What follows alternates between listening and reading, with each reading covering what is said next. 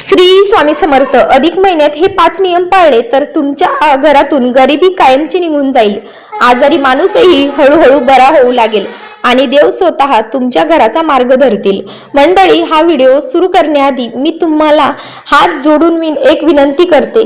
आजचा हा व्हिडिओ शेवटपर्यंत नक्की बघा, कारण आज मी तुम्हाला असे 5 नियम सांगणार आहे जे नियम तुम्हाला या स्त्री आणि पुरुषांनी दोघांनाही या महिन्यामध्ये पाळायचे आहे. हे 5 नियम जर तुम्ही पाळले तर तुमचं आयुष्य पूर्णपणे बदलून जाईल.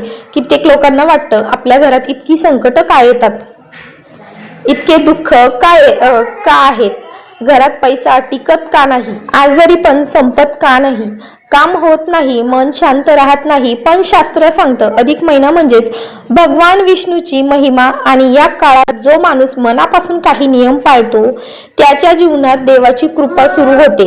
मैत्रिणींनो, हा महिना साधा नाही. हा महिना म्हणजेच तुमच्या नशिबाला नवीन दिशा देणारा महिना आहे. कित्येक लोक या महिन्यामध्ये फक्त छोटेसे नियम पाळतात आणि त्यांचे वर्षानुवर्षीची अडचण संपवून जाते. म्हणून आज मी तुम्हाला सांगणार आहे ते 5 नियम जे तुम्ही पूर्ण श्रद्धेने आणि पवित्रतेने पाळायचे आहेत. आणि हो, व्हिडिओमध्ये सांगितलेला 5वा नियम खूपच शक्तिशाली आहे. तो नियम जर मनापासून पाळला तर तुमच्या घरात लक्ष्मीचा वास होऊ शकतो. चला तर मग सुरुवात करूया. पहिला नियम म्हणजे घरात भांडण करायचं नाही. मंडळी, अधिक महिन्यामध्ये घरातील वातावरण शांत ठेवणे खूप महत्त्वाचं असते. ज्या घरात सतत भांडण, आरडाओरडा, राग, अपशब्द असतात त्या घरामध्ये देवाची कृपा टिकत नाही. विशेषतः स्त्रीने आणि पुरुषाने एकमेकांचा अपमान करू नये, आईवडिलांवर ओरडू नये, घरातील मोठ्या माणसांना उलट उत्तर देऊ नये. कारण शास्त्र सांगतं जिथे घरात शांतता असते तिथेच लक्ष्मीचा वास असतो.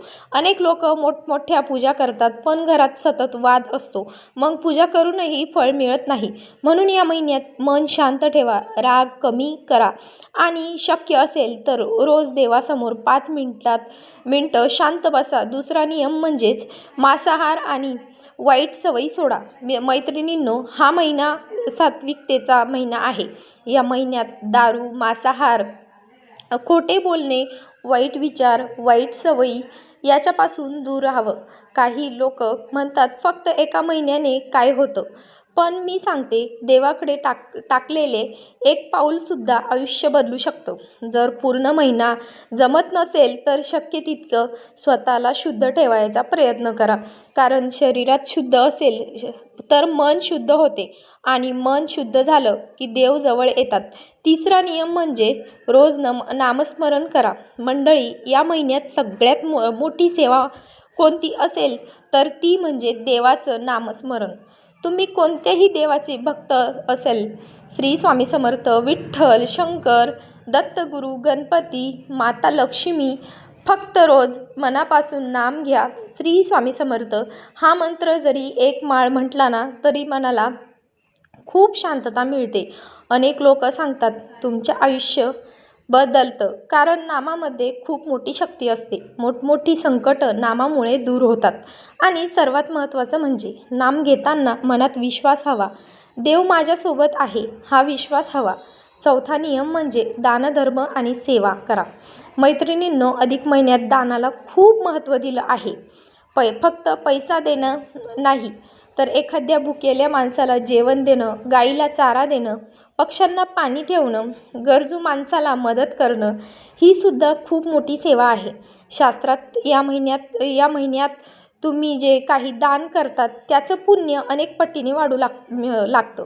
म्हणूनच शक्य असेल तर रोज काहीतरी छोटंसं दान करा. देवाला कधीच मोठेपणा नको असतो, त्यांना फक्त तुमचं प्रेम पाहिजे असतं. 5वा आणि सर्वात महत्त्वाचा नियम, देवावर पूर्ण विश्वास ठेवा. मंडळी, हा नियम सगळ्यात मोठा आहे. कित्येक लोक पूजा करतात, व्रत करतात, पारायण करतात, पण मनात शंका ठेवतात. माझं होईल का, देव ऐकतील का, माझं नशीबच खराब आहे.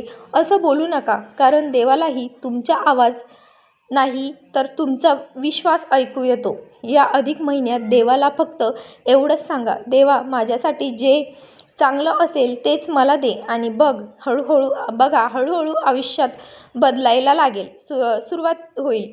घरातील अडचणी कमी होतील, मन शांत होईल आणि देवाची कृपा तुमच्या पाठीशी उभी राहील. मैत्रिणींनो, अधिक महिन्यात वारंवार येत नाही.